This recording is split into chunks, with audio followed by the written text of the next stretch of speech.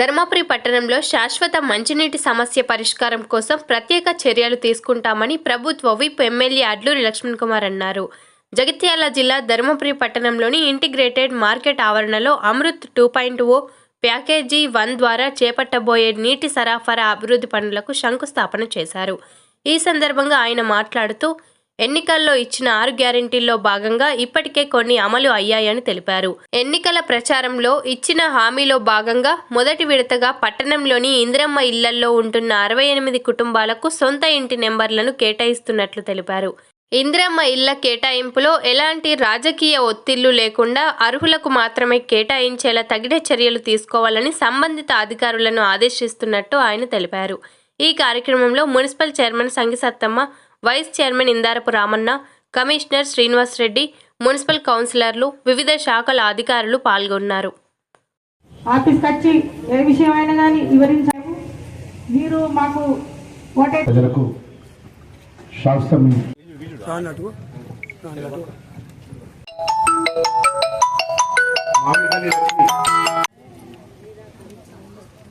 Municipal ward సంబంధించిన ప్రజలకు శాస్త్ర మంచినీటి పరిష్కారం పథకాన్ని అమలు చేసే భూమి పూజ కార్యక్రమం చేపట్టడం జరిగింది. మున్సిపల్ వార్డుకు సంబంధించిన ప్రజలకు శాస్త్ర మంచినీటి పరిష్కారం కోసం పబ్లిక్ హెల్త్ డిపార్ట్మెంట్కు, అదేవిధంగా మున్సిపల్ కమిషనర్ గారు, మున్సిపల్ సంబంధించినటువంటి సిబ్బంది ఈ కార్యక్రమం చేపట్టడం జరిగింది. నేను పబ్లిక్ హెల్త్ 15 వార్డు లోపల ఏ ఒక్క వార్డు లోపల ఏ ఒక్క ఇంటికి కూడా నీళ్లు సమస్య ఉండకుండా చేయాల్సిన బాధ్యత పబ్లిక్ హెల్త్ కాదని చెప్తున్నా. ఎందుకంటే మంచినీటి విషయం లోపల ఫండ్స్ తక్కువ పడితే కూడా మేము ప్రభుత్వం గౌరవ ముఖ్యమంత్రి గారి దృష్టికి తీసుకెళ్తాము, ప్రభుత్వం దృష్టికి తీసుకెళ్తాము. శాస్త్రంలో కూడా ఎక్కడ కూడా మాకు నీళ్లు రాలేదు, మాకు నీళ్ళ సమస్య ఉందని కూడా ఏ కుటుంబం కూడా ఇబ్బంది పడద్దని చెప్పేసి పబ్లిక్ హెల్త్ ఇంజనీర్ గారిని చెప్పడం జరుగుతుంది. ఎందుకంటే ఇందిరమ్మ కాలనీ సంబంధించిన విషయంలో కమలాపూర్ ఇందిరమ్మ కాలనీ కానీ, నకలపేట ఇందిరమ్మ కాలనీ కానీ ఎవరైతే అర్హత ఉన్న వాళ్ళు, నేను కమిషనర్ గారికి ఇప్పుడే ఆదేశాలు ఇస్తున్నా. ఎంఆర్ఓ తహసీల్దార్ గారు కాలేదండి, తహసీల్దార్ గారు కూడా చెప్పదలుచుకున్నా. ఎవరైతే ఎలిజిబుల్ పర్సన్స్ పేదవాళ్ళు ఉన్నారో ఇందిరమ్మ ఇళ్ళల్లో ఉండాలి.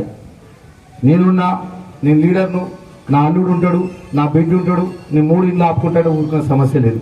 అది ఎంత పెద్దవాళ్ళైనా కానీ 100% ఖచ్చితంగా ప్రభుత్వం జిల్లా కలెక్టర్ గారికి ఆదేశాలు ఇస్తా. ఎవరైతే పేదవాళ్ళకి సంబంధించిన ఇళ్ల లోపల ఉండాలి. కానీ ఒక్క వ్యక్తి 2 ఇళ్ళు 3 ఇళ్ళు లేదా జాగాలు ఆపుకుంటారంటే ఊరుకునే సమస్య లేదు. దాని మీద కూడా అతి త్వరలో కూడా ప్రత్యేకమైన దృష్టి పెట్టి జిల్లా కలెక్టర్ గారికి నేను ఆదేశాలు ఇచ్చి పేదవాళ్ళకు సంబంధించినటువంటి ఆ మిగిలిన భూమిని పేదవాళ్ళకు ఇచ్చే విధంగా నేను ఆదేశాలు ఇస్తా అని చెప్పి మా తల్లులందరూ కూడా నేను మనవి చేసుకుంటున్నా. ఎవ్వరు కూడా ఇబ్బంది పడద్దామా.